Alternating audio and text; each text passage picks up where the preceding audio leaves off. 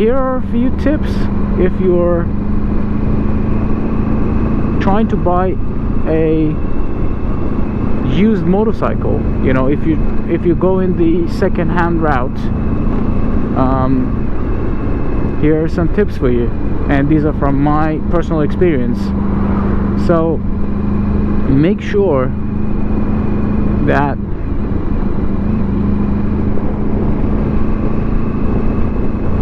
if you don't know anything about, you know, bikes, or if you're not mechanically inclined, make sure you take someone with you who is, to help you out.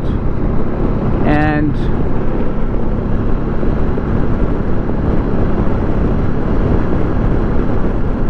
that's the first point. So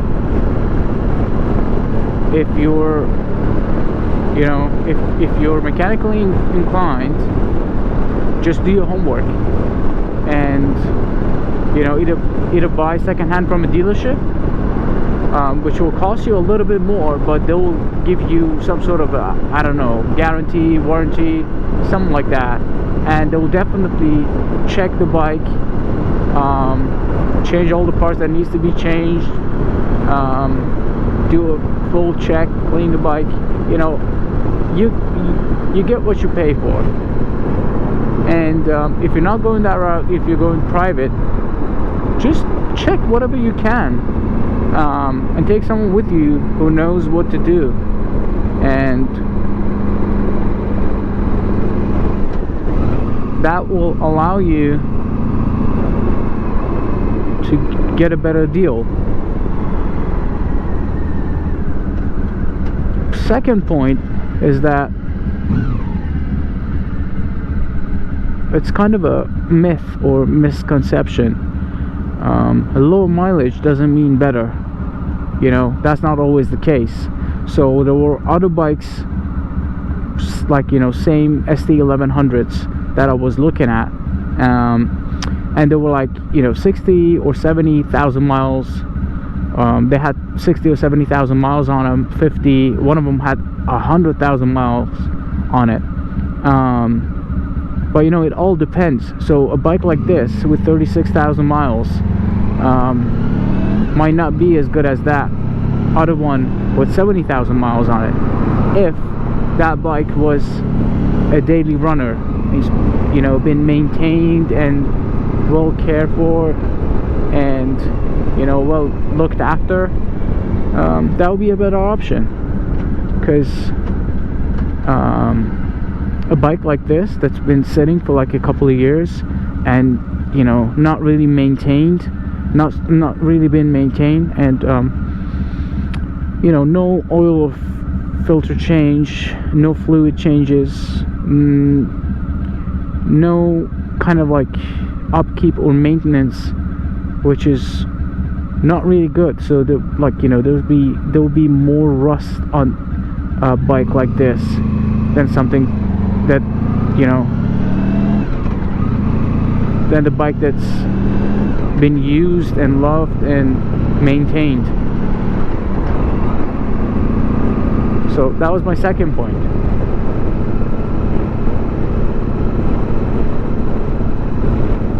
Don't let a low mileage fool you, because it's either been sat and not cared for, or something seriously wrong with it. Otherwise they would have, you know, put more miles on it.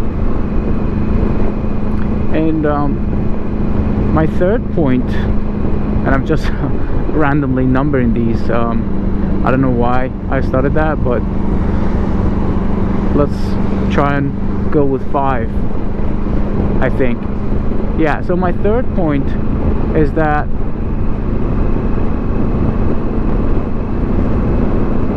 a bike, you know, if you're getting a second-hand bike,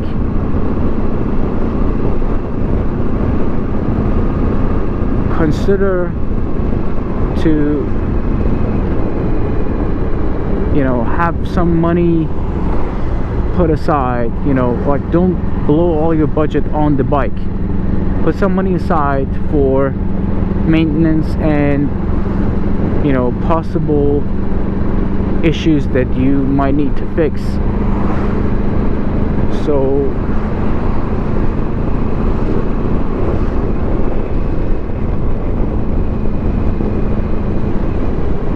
yeah, that's my third point. Have a budget and put some of it aside for fixing issues and replacing parts or whatnot. My fourth point is, or point number 4, is that whatever bike you're trying to get, go test ride it. Don't buy the bike, you know, sight unseen, like some of those. I've heard from a friend who bought a couple of bikes from them that sometimes they don't even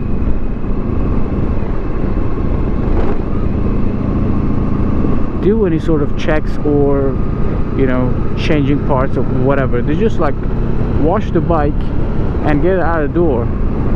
So it's kind of hit or miss. It's kind of, you know, kind of a gamble. So be careful where you're buying the bike from. Even if you go in, like, you know, from private person, make sure you can test the bike and ride the bike, and don't go with those options that you cannot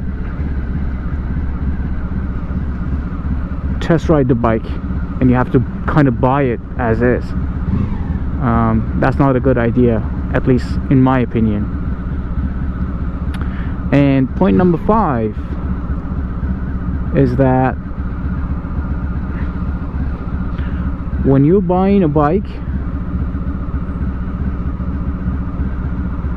make sure you have the storage situation under control first, because believe me, that's a very stressful situation to be in.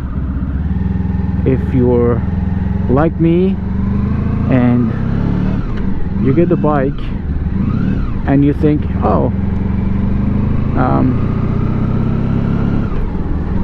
you'll be okay, I'll leave it at you know, this place or that place, or I'll leave it at my friend's garage or whatever.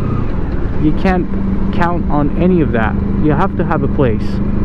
And I know it sounds silly and super obvious, but that's something to think about if you're if you want to have a bike and you live in an apartment.